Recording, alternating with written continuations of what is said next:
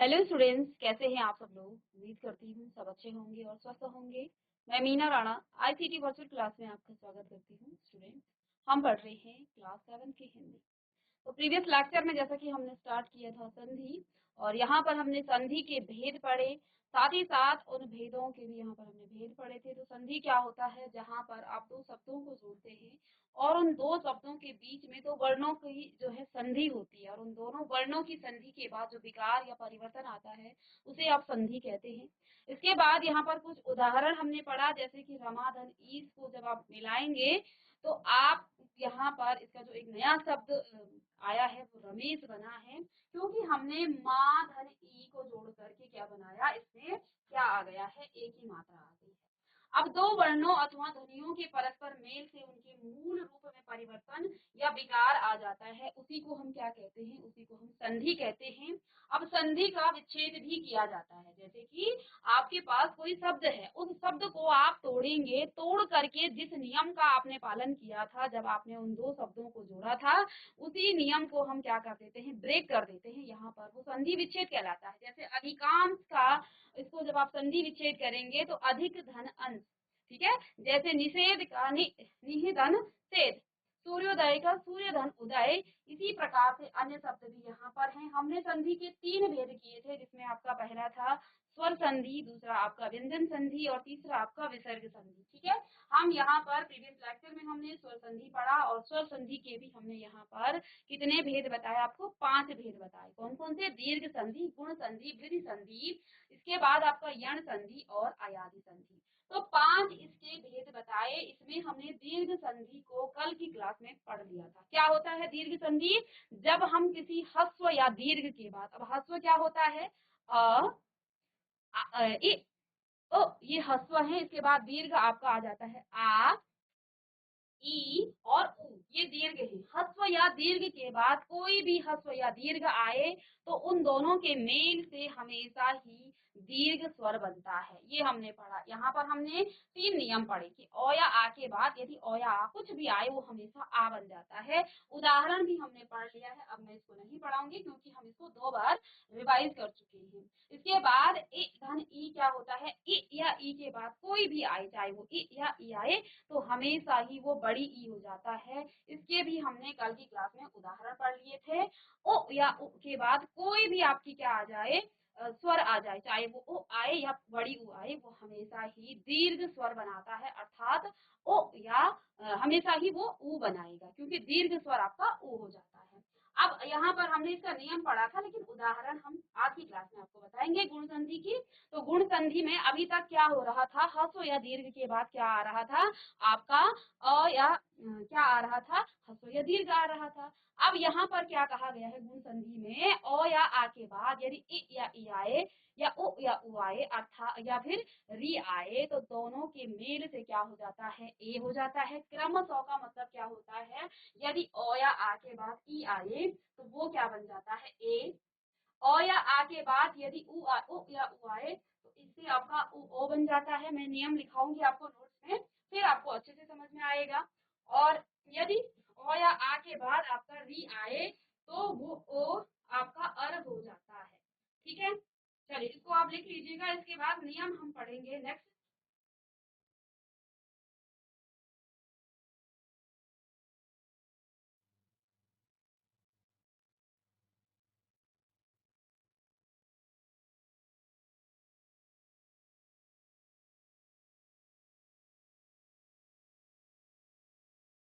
इसी की दूसरा है गुण संधि।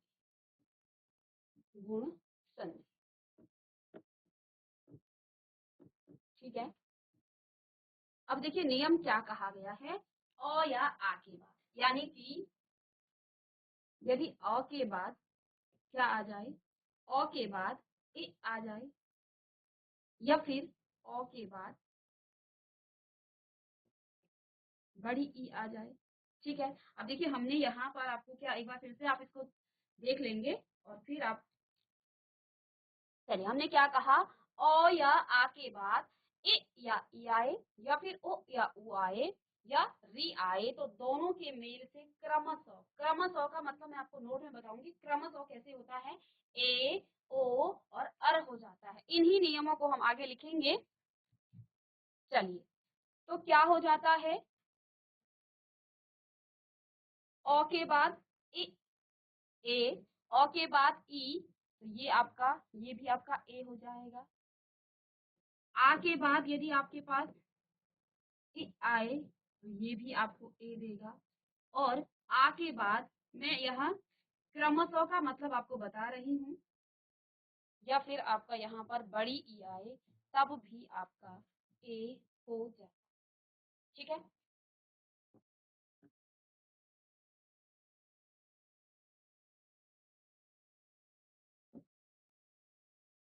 तो ये पहला नियम है इसी में।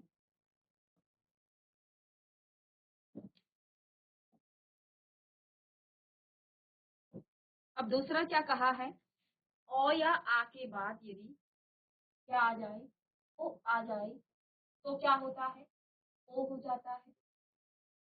और यदि ओ के बाद बड़ी ऊ भी आए तब भी आपका ओ हो जाता है। यदि ओ हो गया है, आ के बाद यदि ओ आए तब भी आपका औ हो जाता है, ओ हो जाता है, सॉरी। आ के बाद यदि बड़ी ऊ आए तब भी आपका ओ हो जाता है। ठीक है, ये है आपका नियम। अब इसको भी हम किसी बॉक्स में बंद कर लेंगे और इसको भी थोड़ा सा ऊपर लेके जाएंगे और नेक्स्ट यहाँ पर हम नियम पढ़ेंगे। ठीक है, थर्ड यहाँ पर क्या कहा कि यदि अ के बाद क्या आ जाए, री आ जाए, अ धन री, ये आपका क्या हो जाता है, अर। ठीक है, ये मात्रा नहीं है, ये आपका हलंत है, और हलंत इस प्रकार से डैश। ठीक है, मात्रा को आप इस प्रकार से बनाते हैं। ठीक है, तो ये आपका क्या है, हलंत है, अर। और यदि आ के बाद आपका क्या आ जाए, री आ जाए, तो तब आपके पास क्या हो जाता है, तब भी आपका अर हो जाता है। ठीक है, तो ये है नियम। और क्रमशः का मतलब भी आपको समझ में आ गया होगा। ठीक है, वहां डैश करके ऑब्लिक करके लिखा है, यहाँ पर हमने आपको पूरा नियम डिटेल में बता दिया है, डिटेल में लिख करके आपको बता दिया है, इसको आप लिख लेंगे। ठीक है, अब एक एक करके इसका उदाहरण हम यहाँ पढ़ेंगे।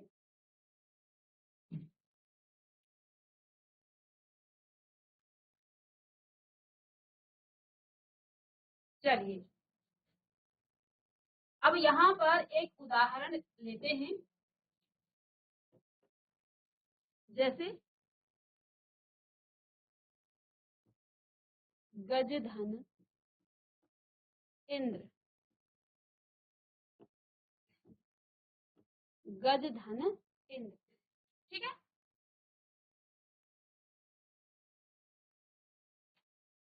दूसरा उदाहरण सोमधन ईश। तीसरा देखिए,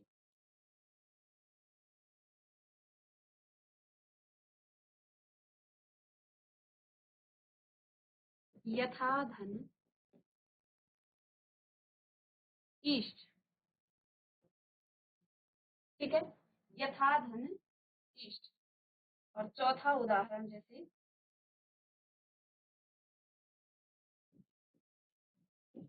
लंका धन ईश। चलिए, इनकी संधि करेंगे। और अब आप देखिए, संधि करने के लिए हमने क्या कहा था, एक उदाहरण को पहले लेंगे, इसके बाद हम अन्य को यहाँ पर देखेंगे। ठीक है, चलिए इसको अभी हम साइड में रख देते हैं। अब देखिए, यहाँ पर ध्यान देना है, गज धन इंद्र, हमने क्या कहा था, दो शब्दों की जब आप संधि करते हैं तो आपको प्रथम शब्द के अंतिम वर्ण को और द्वितीय शब्द के प्रथम वर्ण को देखना है, अर्थात इन दोनों के ही बीच में संधि होगी। बाकी शब्दों को आपने नहीं छेड़ना है, बाकी शब्दों को आपने बिल्कुल भी नहीं छेड़ना है, अर्थात इन दोनों शब्दों के बीच किस प्रकार का बदलाव होगा, किस प्रकार का परिवर्तन होगा। अब आप जानते हैं हमें क्या करना है, जौ धन ई, तो ज धन इ, ठीक है। अब आप जानते हैं मैंने आपको वर्ण विचार में पढ़ाया था कि कोई भी व्यंजन ऐसे स्वतंत्र रूप में नहीं लिखा जाता है। कैसे लिखा जाता है? ज ये हलंत के साथ होता है। इसका वर्ण जब आप विच्छेद करते हैं, अब इस ज में अ स्वर जुड़ा होता है, तब जाके इसका हलंत हटा होता है। अदरवाइज इसमें हलंत रहता है। ठीक है। इस ज में अ स्वर जुड़ा होता है, इसीलिए कहते हैं व्यंजन जो है स्वतंत्र नहीं होते हैं। क्यों? स्वतंत्र अवस्था में व्यंजन को आप ऐसे लिखते हैं हलंत के साथ, क्योंकि वो स्वर के साथ जुड़ा होता है, अ स्वर के साथ जुड़ा होता है, और जब उसमें अ स्वर जुड़ा होता है तो तब उसका ये हलंत हट जाता है। अब हमें क्या करना है? उस स्वर को निकालना है, ठीक है ना? उस स्वर को अलग कर देना है ज से। ठीक है, तो हमने इससे अलग कर दिया। इसमें क्या जुड़ेगा? इ जुड़ेगा। ठीक है। अब देखिए इस ज का तो आप कुछ नहीं कर सकते हैं। इन दोनों को जब आप जोड़ेंगे अ धन इ, तो देखिए यहाँ अ धन इ क्या हो जाता है? ये आपका हो जाता है। बड़े डिटेल में मैं आपको समझा रही हूँ। ज धन ए। अब आपको क्या कहा था? व्यंजन को जब आप व्यंजन के साथ जब आप स्वर जोड़ते हैं तो स्वर की मात्रा जुड़ती है। स्वर की मात्रा जुड़ती है। अस्वर की कोई मात्रा नहीं होती है, लेकिन जिस भी व्यंजन के साथ वो जुड़ता है वो जो है उस व्यंजन के हलंत को हटा देता है। ठीक है। अ की कोई मात्रा नहीं होती है, लेकिन अ स्वर जो है सभी व्यंजनों के हलंत को हटा देता है। अब यहाँ पर कोई व्यंजन ज है, यद्यपि हम इसका उच्चारण नहीं कर सकते हैं, लेकिन अब हमें कुछ ना कुछ तो इसको बोलना पड़ेगा, क्योंकि स्वतंत्र रूप में इसको आप उच्चारित नहीं कर सकते हैं। अब इस ज में हमें ए जोड़ना है। ए स्वर आप जोड़ेंगे तो ए जुड़ेगा नहीं, इसके साथ ऐसा नहीं लिखेंगे आप ज धन ए, इसको जय नहीं लिखेंगे, बल्कि इसकी मात्रा जुड़ती है। और ए की मात्रा सभी जानते हैं कैसे जुड़ते हैं। और जब भी किसी व्यंजन में मात्रा जुड़ती है तो उसका हलंत हट जाता है। और उसको सिर्फ और सिर्फ अ की क्योंकि कोई मात्रा नहीं होती है, लेकिन अ उसका हलंत हटा देगा। तो इस ज का अब क्या हो जाएगा? इसमें जुड़ेगी ए की मात्रा।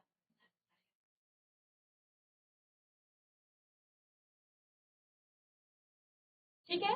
इस ज में जुड़ेगी अब ए की मात्रा। ए की मात्रा कैसी होती है? इस प्रकार से होती है। ठीक है। अब इसमें आपने क्या करना, इन दोनों को जब आप जोड़ेंगे तो ये हो जाएगा जी। अब ये की ऐसे मत सोचिएगा ये बहुत ज्यादा काम करना है, ये सिर्फ समझाने के लिए है। एक बार जब आपको समझ में आ जाता है तो फिर आपको ये चीजें लिखने की जरूरत नहीं पड़ती। अब आप फिर आप यहाँ से ओरली इसको समझ करके आप इसको मौखिक तरीके से इसको लिख सकते हैं। ठीक है ना? तो अब देखिए यहाँ पर क्या हो गया है, हमने इन दोनों को जोड़ा। जोड़ने के बाद हमने पहले ज धन इ किया, ज को भी हमने वर्ण विच्छेद किया, हमने ज से हमने स्वर निकाला। अब ये स्वर और ये स्वर जुड़ करके क्या बनाता है? ए बनाता है। अब इसके साथ किसी भी व्यंजन के साथ जब आप कोई स्वर जोड़ते हैं तो उसकी मात्रा जुड़ती है, अर्थात ज धन इ क्या हो गया है? जे। बस। अब आपने करना क्या है? अब आप अपने शब्द पर चले जाइए। शब्द पर जब आप जाएंगे तो यहाँ पर क्या हो जाएगा? ग। हमने क्या कहा? आगे के शब्दों को आपको नहीं छेड़ना है, सिर्फ और सिर्फ जहां आप संधि कर रहे हैं उन्हीं शब्दों को आपने छेड़ना है। ठीक है। तो यहाँ क्या हो जाएगा? जय, अर्णव, गजेंद्र।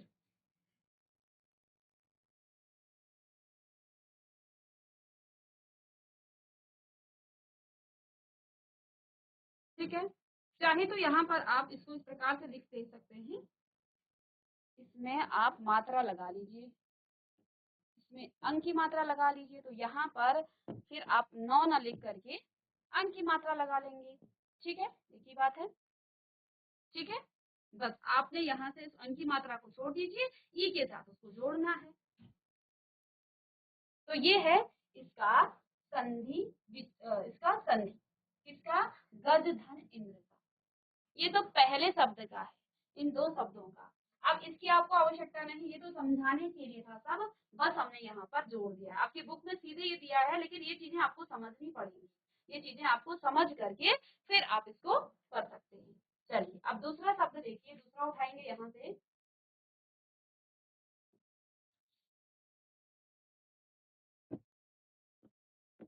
तब तक आप इसको नोट डाउन कीजिएगा। चलिए, ये जो आप लिखा हुआ है इसको नोट डाउन कर लेंगे, ठीक है। चलिए, अब देखिए सोम धन ईस, सोम धन ईस, संधि कहाँ पे होनी है? प्रथम शब्द के अंतिम वर्ण में और द्वितीय शब्द के प्रथम वर्ण में, ठीक है। अब सोम म धन ई, मोह को आप विच्छेदित कीजिए, तोड़िए, मुंह हलंत के साथ धन और बाद में जब आप इसको प्रैक्टिस में आ जाएंगे तो फिर आप समझ जाएंगे मोह में क्या आ रहा है, अ का उच्चारण आ रहा है, तो इसको आप अ धन ई लिखेंगे, ठीक है ना। तो अभी ये मैं आपको समझाने के लिए कह रही हूँ।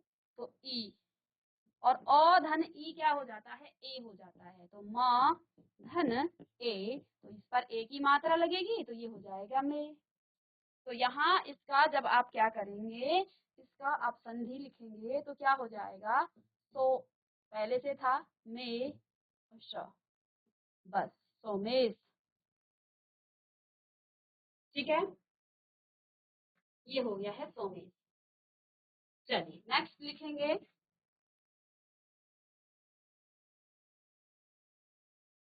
चलिए इसको अभी हम ऊपर लेके जाते हैं और यहाँ पर थर्ड देखिए, यथा धन इष्ट, यथा धन इष्ट।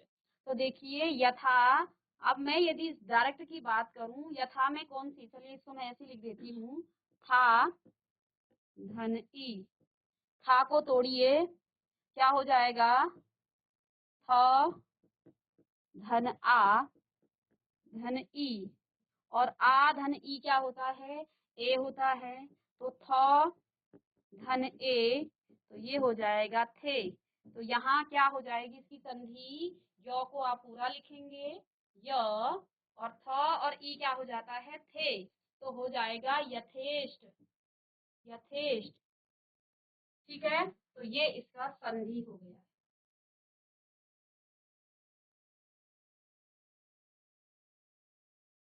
ठीक है। अब अंतिम जो यहाँ पर लिखा है ये तो आप देख चुके होंगे, मैं इसको रफ कर दूं, इसकी अब आवश्यकता नहीं होगी। चलिए इसको भी रफ कर देते हैं, इसको आप लिख लीजिएगा। चलिए अब है लंका धन ईस,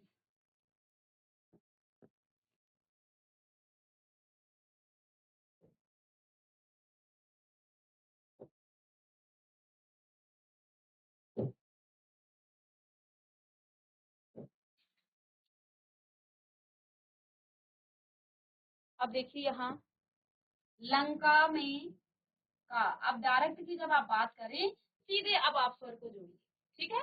लंका में कौन सा स्वर है? लंका, किसका उच्चारण आ रहा है? का, यानी कि आ का। अब इतना आपको डिटेल में लिखने की आवश्यकता नहीं है, ये आप समझ चुके हैं। लंका, तो यानी कि आ का उच्चारण आ रहा है, धन ई, बड़ी ई, तो आ धन ई हो जाता है ए, और ए किसमें लगेगा? अंतिम जो वर्ण होगा, जो भी आपका यहाँ पर व्यंजन आएगा, ठीक है, उसके साथ ये जुड़ जाएगी, ये मात्रा लगेगी। तो ये क्या है? क, क में अब ए की मात्रा लगेगी। ऐसे नहीं समझ में आता है तो इस प्रकार से कीजिए, का धन ई, तो इसको मैं फिर से इसी प्रकार से करके दिखा दूं, का धन ई, ठीक है। तो इस का से अलग कीजिए स्वर को, तो यहाँ पर आपका आ जाता है, तभी जाके तो ये का हुआ, क धन आ, तो का धन ई, दोनों ही स्वर हैं, दोनों स्वरों को जोड़ने के बाद आ धन ई ए हो जाता है। क हलंत के साथ है, इसको आप ऐसे लिखेंगे। अब इस व्यंजन के साथ ए की मात्रा लगाइए तो ये हो जाएगा के। तो इतना सब कुछ करने के बाद आपके पास आया के, ठीक है। अब इसका इतने से जगह पर आपको के लिखना है, बाकी शब्दों को आपको नहीं छेड़ना है। तो लंग के श, ठीक है। इस प्रकार से हम करेंगे विच्छेद, सॉरी संधि, विच्छेद नहीं कर रहे हैं अभी, हम संधि कर रहे हैं। इसके बाद जब संधि हो जाएगा फिर इसको विच्छेद करना भी सीखेंगे, ठीक है। जल्दी से इसे नोट डाउन करेंगे।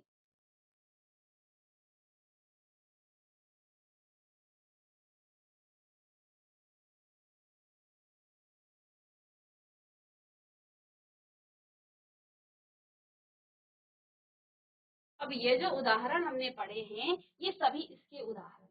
ठीक है, अब इन नियमों को मैं यहाँ हटा देती हूँ और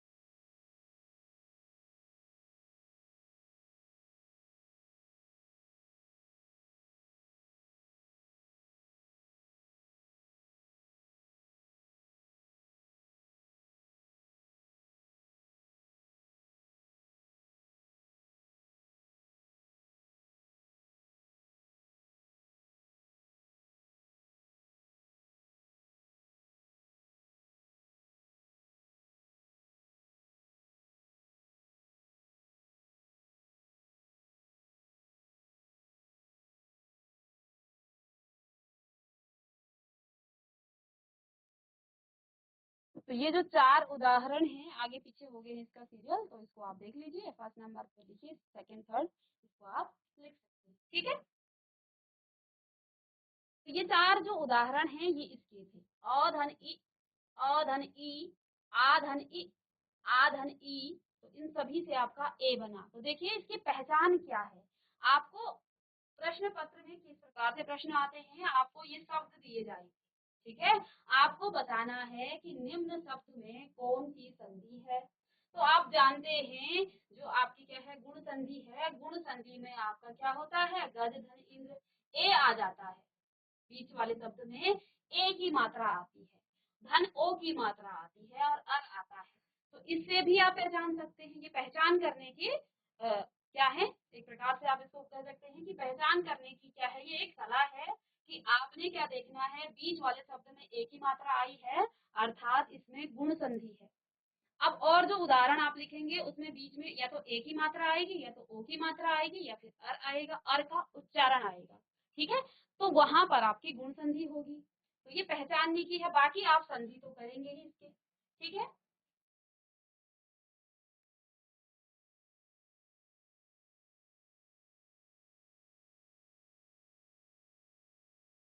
चलिए नेक्स्ट देखिए, वीर धन उचित,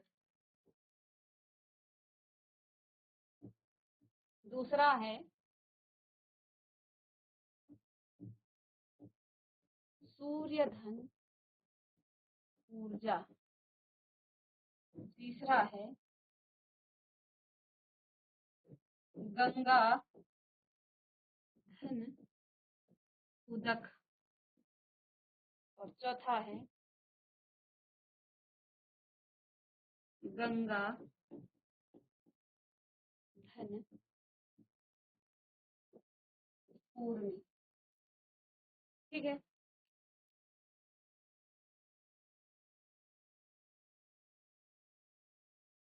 अब यहाँ पर जैसे हमने ऊपर किया था इसी प्रकार से यहाँ पर भी देखेंगे। तो देखिए इन दो शब्दों के बीच की संधि करनी है। ठीक है ना, तो क्या हो जाएगा यहाँ पर, र धन ओ, र को कैसे लिखेंगे आप, र को लिखेंगे र धन अ, धन उ, और अधन उ क्या हो जाता है आपका, र धन, रो तो आगे ही रहेगा, र धन, चलो मैं इसको इसके नीचे लिख देती हूँ ताकि आप कंफ्यूज ना हो। ठीक है, रो तो ऐसे ही रहेगा, धन अधन उ आपका हो जाता है ओ, और इसमें ओ की मात्रा जुड़ेगी तो ये हो जाएगा रो। तो अब इन दोनों का जो संधि है वो किस प्रकार से होगी, रो आ जाएगा इन दोनों के बीच में, रो धन उ क्या हो जाएगा, रो। ठीक है, तो ये आपका हो जाएगा रो।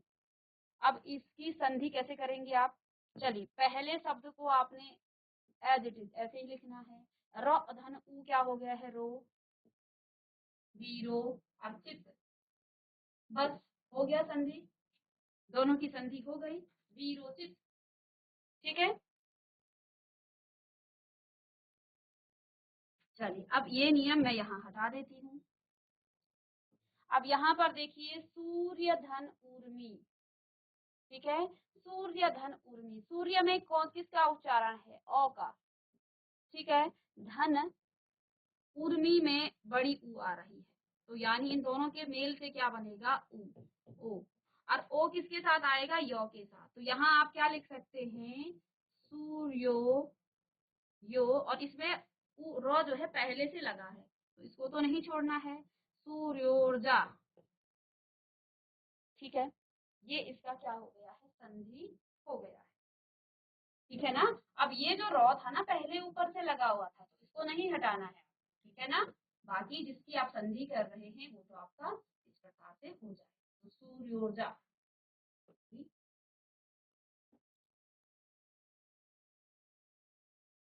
चलिए अब देखिए यहाँ पर गंगा धन उदक, आ धन उ क्या हो जाएगा, ओ हो जाएगा। अब मैं डायरेक्ट लिखूं यहाँ पर तो क्या हो जाएगा, गंग गो।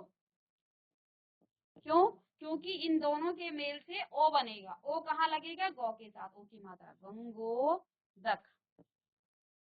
ठीक है, अब डायरेक्ट कर दिया है। जब प्रैक्टिस आप करेंगे ना आगे तो फिर आपको जल्दी जल्दी आ जाएगा। ठीक है, शुरुआती उदाहरण में आपको इसी प्रकार से करना है और धीरे धीरे आपकी प्रैक्टिस बन जाएगी, फिर आप इस प्रकार से लिख सकते हैं।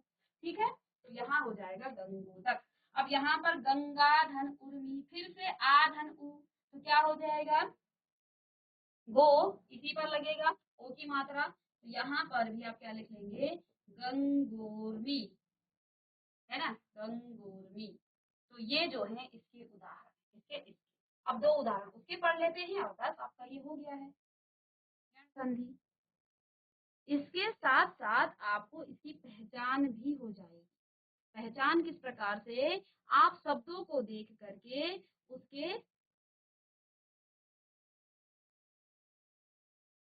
उसकी संधि को भी आप क्या कर सकते हैं, पहचान सकते हैं। ठीक है,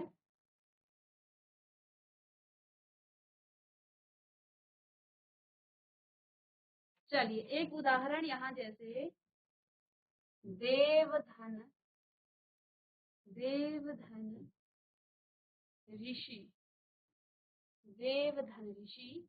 और दूसरा मैं यहाँ उदाहरण कहूँ देवधन ऋषि तो हो जाए, दूसरा हो जाएगा महाधन ऋषि, महाधन ऋषि। अब देखिए दोनों इन शब्दों के बीच में संधि होनी है। ठीक है, अब इनकी संधि कैसे होगी वो यहाँ पर देखेंगे। व में किसका उच्चारण आया, अ का उच्चारण, अधन री, अधन री क्या हो जाता है, अर हो जाता है, क्या हो जाता है, अर हो जाता है। ठीक है, अर। तो अब आपको क्या करना है, इसका जो संधि विच्छेद है, ये अर कहाँ लगेगा, इस वर पे, इससे अर लगाएंगी तो ये क्या हो जाएगा, वो और रो, और ये रो आधा है, ये आधे रो का उच्चारण करता है। तो इसका जब आप संधि करेंगे तो क्या हो जाएगा, संधि देव वो, इसमें अ लगाएंगे तो तब भी वो ही तो होगा, है ना। आप वो धन अ भी करते हैं तो इसमें उच्चारण वो का ही तो आएगा। और आधा रॉ है, इस आधे रॉ को ऊपर लगा दिया जाता है। ठीक है, इस आधे रॉ को ऊपर इसमें लगाएंगे, क्योंकि आप जानते हैं, मैं यहाँ लिखूं देवर्षि, इस रॉ को जब पीछे इस प्रकार से लगाया जाता है इसका उच्चारण इस शब्द से पहले होता है। सभी को पता है रॉ का उच्चारण हमने कहाँ पर पढ़ा था, हमने वर्ण विचार में भी पढ़ा था कि रॉ का उच्चारण कहाँ कहाँ किया जाता है। तो जब आप इसको लिखेंगे ना, दे वर, उच्चारण किसका आ रहा है, वर, दे वर, और वर का उच्चारण अर्थात अर का उच्चारण आ रहा है, अ वो में क्या है, अ है, अर, तो देवर। ठीक है, रॉ ई पर क्यों लगाया, क्योंकि इसका उच्चारण, आप बीच में तो रॉ आधा नहीं लिख सकते हैं, तो इस आधे रॉ को, जो आधा रॉ होता है उसका उच्चारण आप पहले करेंगे। ठीक है, इस रॉ का उच्चारण पहले किया जाता है। इसी प्रकार से यहाँ पर आ आएगा, महा में आ का उच्चारण, इन दोनों के बीच में संधि होगी, महा, हा धन री, तो क्या हो जाएगा, आ धन री, आ धन री क्या हो जाता है, अर हो जाता है। और फिर से आप देखिए किसमें, हा में यदि आप अ भी जोड़े तो वो क्या रहेगा, अ। अब यहाँ हा था, अब आपको क्या करना है, वहां पर अ जोड़ना है, तो क्या हो जाएगा, महर्षि, महर्षि नहीं होगा, क्योंकि यहाँ पहले आ की मात्रा थी, अब आपको अ की मात्रा लानी है। मात्रा मीन्स अ का उच्चारण आना चाहिए ह में, तो ह में अब अ का उच्चारण आएगा। तो हर हर हर में भी क्या आ रहा है, अर। ठीक है, तो इस महाधन ऋषि का जो संधि है वो क्या हो गया है, महर्षि।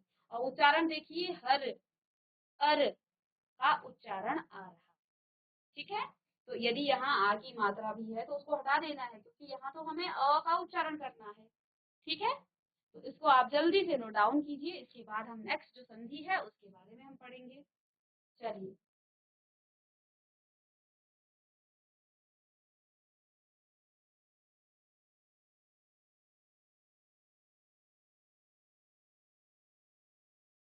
इसके बाद जो संधि आपके पास आती है वो आपकी ग कहें या थर्ड कहें, जो भी आप कहें, थर्ड कहें या ग कहें, उससे कोई मतलब नहीं है। आप क ख ग लिख रहे हैं तो ग लिखिए, 1 2 लिख रहे हैं तो आप, ठीक है, वृद्धि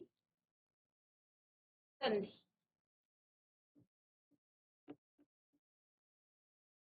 वृद्धि संधि, ठीक है, वृद्धि संधि। अब वृद्धि संधि का मैं आपको सीधे इसका नियम बता देती हूँ। यहाँ पर यदि अ या आ के बाद, अ या आ के बाद क्या आए, यदि अ के बाद क्या आ जाए,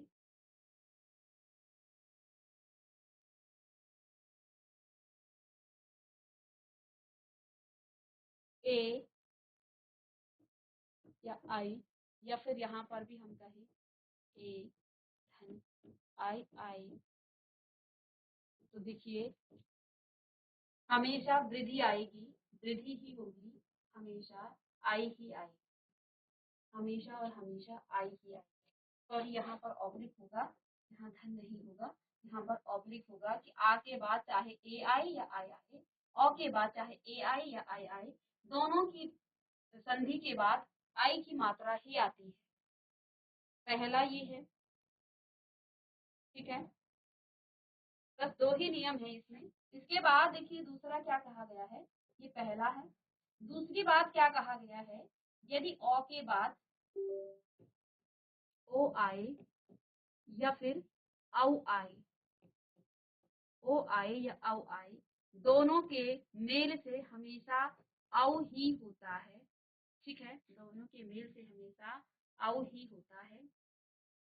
ठीक है, और अ या आ के बाद, सॉरी, आ के बाद यदि ओ अथवा औ आए, तब भी आपका औ ही हो जाता है। ठीक है ना, तो इतनी सी बात अगर समझ में आ गई है तो फिर हम इसको समझ गए हैं लगभग। ठीक है, अभी तक अ या आ के बाद क्या आ रहा था, ए या ई आ रहा था। ठीक है, या ओ आ रहा था, या री आ रहा था। अब यहाँ पर क्या आ रहा है, ओ या आ के बाद क्या आया, ए या आई आया, तो आई ही हो जाएगा। आ के बाद यदि क्या आ जाए, ओ या आ के बाद यदि ओ या औ हो जाता है तो औ ही हो जाता है। अब देखिए इनकी पहचान, यदि नियम पता है तो देख करके ही आपको पहचान हो जाएगी इनकी। ठीक है ना, उदाहरणों को देख करके आप जल्दी से बता सकते हैं कि ये कौन सी संधि है। ठीक है ना,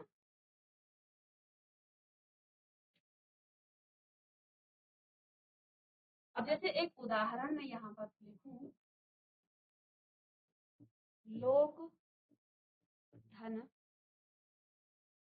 ऐषणा। ठीक है, अब देखो क धन, इस दोनों की संधि होगी अ धन ए, अ धन ए मिलके आपका आई होता है। और आई की मात्रा कैसी होती है सभी को पता है, इस प्रकार से, अर्थात इसके क में आई की मात्रा लगेगी इन दोनों के मेल से, तो आप क्या लिखेंगे, लो कै षणा, ये इसका हो जाएगा संधि। ठीक है, ये इसकी क्या होगी है, संधि होगी।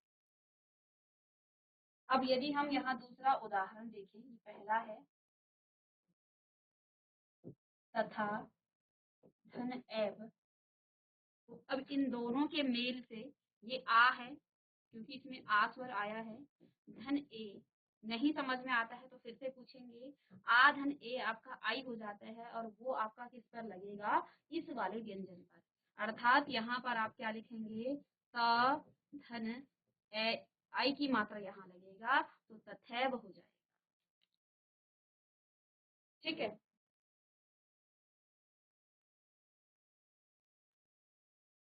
इसके बाद हम थर्ड बात करें, राजधन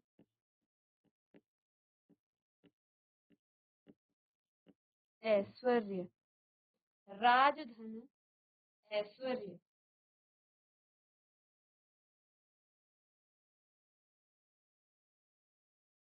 ठीक है, चौथा माता धन ऐश्वर्य।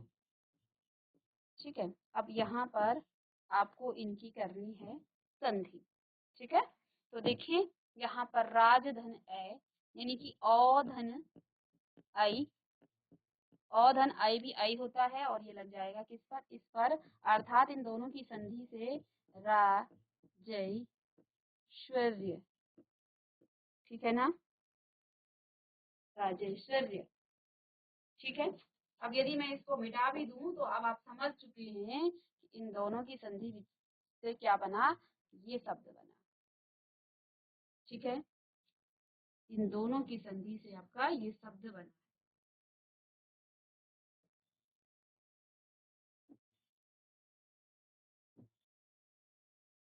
ठीक है, अब इन दोनों से यहाँ से क्या हो जाएगा, माता धन आई। ठीक है, तो आ धन, फिर से आ धन आई, तो क्या हो जाएगा, तई। तो में लगेगी आई की मात्रा, तो क्या हो जाएगा, मा तई स्वर्य, मातेश्वर्य। ठीक है,